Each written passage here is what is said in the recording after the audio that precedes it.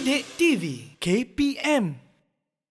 Alhamdulillah. Assalamualaikum warahmatullahi wabarakatuh. Sekali lagi salam untuk anak-anak semua, anak-anak pelajar, murid-murid SPM 2022 insya-Allah. Tajuk kita pada hari ini, kita masuk tajuk yang sangat-sangat penting untuk 2022 ini, iaitu perkara yang membatalkan iman. Perkara yang membatalkan iman ni ada 3 perkara yang membatalkan. Antara perkara-perkara ataupun topik-topik yang kita akan bahaskan, akan bincangkan pada hari ini ialah yang berkaitan dengan perkara yang membatalkan iman, iaitu yang pertama, menerangkan perkara yang membatalkan iman dari sudut i'tiqad, dari sudut perkataan dan juga perbuatan. Dan kita juga nak merumuskan dan juga kita nak menerangkan, menjelaskan kesan melakukan perkara yang membatalkan iman. Dan kita nak lihat juga syarat-syarat terbatal iman. Seterusnya, bagaimana cara kita nak menjauhi perbuatan yang membatalkan iman. Ada cara dia, Luqman. InsyaAllah ada cara dia.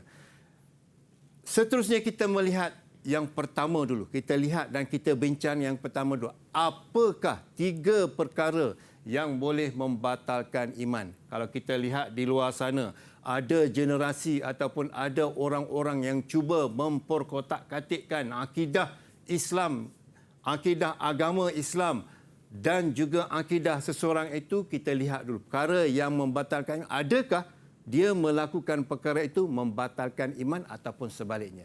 Antara 3 perkara yang boleh membatalkan iman ni ialah yang pertama i'tiqad, yang kedua perkataan dan yang ketiga perbuatan. Kita lihat dulu.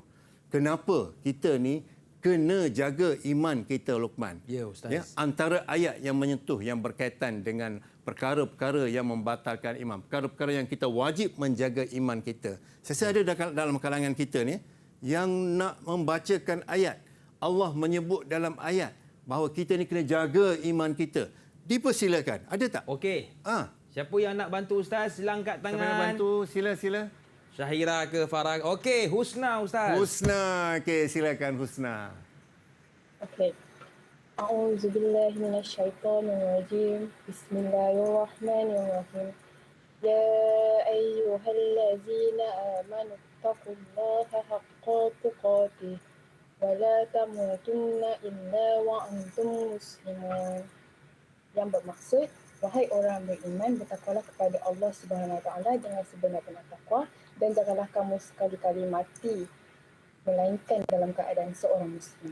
Alhamdulillah, Husna, bacaannya sangat-sangat baik. Ya, insya-Allah. betul. Okay, kita minta Luqman ulang balik bacaan. Boleh, Ustaz? Saya nak dengar suara Luqman, Boleh, insya-Allah. Ustaz. Sila Luqman. Ya ayyuhallazina amanu taqullaha haqqa tuqatih wa la tamutunna illa wa antum muslimun. Sejuk hati. Terima kasih, sejuk, Ustaz. jiwa Baik, pendengar. sejuk balapan risau juga kita ya. Okey, terima kasih Luqman, insya-Allah. Sama-sama, Ustaz. Itulah ayat yang mana kita ni, setiap muslim tu wajib memelihara iman. Wajib.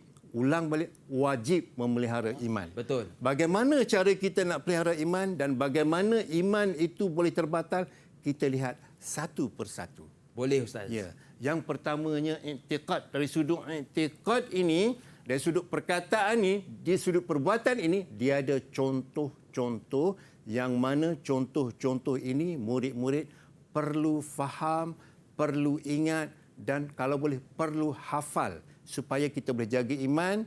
Nombor 1 sekali, jaga iman kita, dan yang kedua nak jawab peperiksaan insya-Allah. Baik. Ada dekat dalam kalangan kita ni yang nak terangkan apakah ataupun perbuatan-perbuatan dari sudut i'tiqad dulu. I'tiqad tu yang boleh membatalkan iman kita. Ada tak kawan-kawan kita? Okey, Sahabat siapa kita nak bantu? Syahira Afrina. Syahira. Okey, silakan Syahira. Antara perkara yang membatalkan iman ialah dari al-uluhiyah, an-nubuwah, al-ghaibiyah dan asy-syariah. Alhamdulillah. Betul, Ustaz. Tepat sekali Luqman. Terbaik. Terima kasihlah Pak Syahira. Ya, terima kasih. Terbaik. Ya, antara 4 perkara dari sudut intikadnya yang boleh membatalkan iman, iaitu dari sudut al-uluhiyah, an-nubuwah, asy-syariah dan juga al-ghaibiyah. Itu adalah antara perkara yang boleh membatalkan iman. Terima kasih Syahira.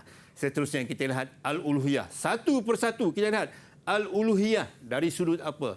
An-nubuwah dari sudut apa? Al-uluhiyah, an-nubuwah. Cuba terangkan sikit. Siapa agak-agaknya? Syahira, Okey, Ustaz. sila Syahira. Lagi sekali Syahira. Silakan. Al-uluhiyah bermaksud mengingkari kewujudan Allah Subhanahu Wa Taala sebagai pencipta al-khalaq. Okey, terima kasih. An-nubuwah. An-nubuwah pula bermaksud mengingkari kenabian dan kerasulan salah seorang atau kesemua nabi dan rasul. Okey, baik, terima kasih Syahira. Itu adalah antara perkara yang boleh membatalkan iman. Ya. Ingat murid-murid semua di luar sana, ingat An-nubuwah berkaitan dengan kenabian. Al-uluhiyah berkaitan dengan ketuhanan. Al-ghaibiyat berkaitan dengan perkara gaib. Dan asyariah berkaitan dengan undang-undang ataupun ketetapan dalam Islam. Itu seperti apa? Seperti rukun Islam, rukun iman dan sebagainya. Batal iman melalui perkataan. Apa maksud batal iman melalui perkataan? Ada tak di sini yang nak jawab? Apa maksud batal iman melalui perkataan? Okey, Alia, Ustaz. Silakan. Percakapan yang mengandungi pengakuan kufur, penafian akidah Islam atau mempersedakan hukum-hukum agama Islam. Ya, betul. Sangat tepat sekali jawapannya Alia. Terima kasih Alia. Iaitu percakapan yang mengandungi pengakuan kufur atau penafian akidah Islam atau mempersendakan hukum-hukum Islam. Jadi, apabila kita dah belajar ini, kita nekat, kita tekad dan kita sematkan dalam hati kita, jangan sesekali kita mempersendakan agama kita dalam apa jua bentuk perbuatan, perkataan dan juga persendaan kita. Jangan sama sekali. Anak-anak semua, anak-anak SPM semua. Dan perkara yang membatalkan iman dari sudut perkataan. Perkataan. Apa contoh perkataan yang boleh membatalkan iman? Sila, ada tak? Okey, sila, lagi, Ustaz. Alia. Lagi sangat sekali. Betul Alia. Contoh yang pertama ialah Okey, silakan Alia. Okey, sila Alia. saya tidak lagi beragama Islam. Yang kedua, Al-Quran tidak sesuai lagi diamalkan. Okey, dari sudut pengakuan. Sudut persendaan, Alia. Persendaan. Okey. Bilal itu menyalak seperti anjing. Zaman sekarang tidak perlu mutak aurat lagi. Allahu Akbar. Terima kasih Alia. Jawapannya sangat tepat. Dari sudut pengakuan, aku bukan lagi. Dari sudut persendaan, dia dengar azan, Bilal itu menyalak seperti ini. Itu persendaan. Allah. Mempersendakan hukum-hukum Islam, mempersendakan agama Islam. Na'udzubillah, minta jauh dari diri kita. Kita ni sebagai pelajar, kita sebagai murid-murid yang beragama Islam ini, jaga akidah kita, jangan mempersendakan agama kita. Seterusnya kita lihat dari sudut perbuatan. Ya, dari sudut perbuatan kita ada juga perkataan ataupun perbuatan yang boleh membatalkan iman kita. Okey, silakan. Siapa? Perbuatan. Okey, silakan Farah. Farah, sudut perbuatan. Contoh perbuatan yang boleh membatalkan iman. Perbuatan yang membatalkan iman ialah sujud kepada berhala atau makhluk dengan sengaja.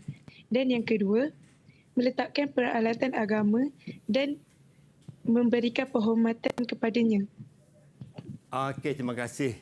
Ya, jawapan yang sangat tepat daripada Farah, itu perbuatan. Kita ada 3 tadi, intikad selesai, perkataan selesai, perbuatan selesai. Ya. Itu adalah perkara-perkara yang boleh membatalkan iman kita. Jadi, kita dah belajar, kita dah mengaji ni. Selain daripada ilmu yang kita dapat, kita kena lihat dulu soalan-soalan yang berkaitan. Antaranya, jelaskan. Kita ambil satu contoh ya. Jelaskan 2 perbuatan yang boleh membatalkan iman. Tentu dah boleh jawab. Jawab dalam bentuk poin. Yang pertama, sujud kepada apa? Tadi? Sujud kepada berhala, menyembah berhala, menyembah patung dan sebagainya. Itu adalah perbuatan yang boleh membatalkan iman. Okey, baik. Jadi Didik TV KPM